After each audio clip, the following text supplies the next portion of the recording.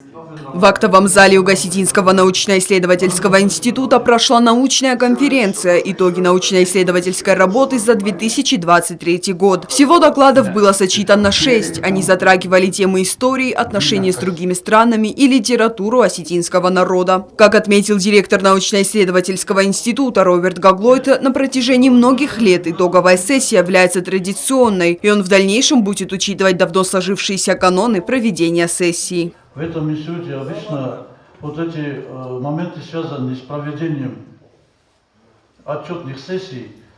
И каждый год вот эти сессии у нас проводились. Мы продолжаем эту традицию.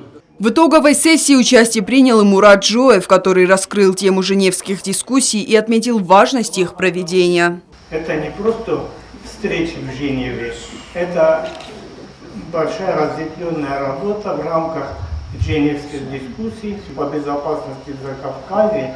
Это на сегодняшний день единственный международный формат, где на равных участвует Республика Южная Осетия.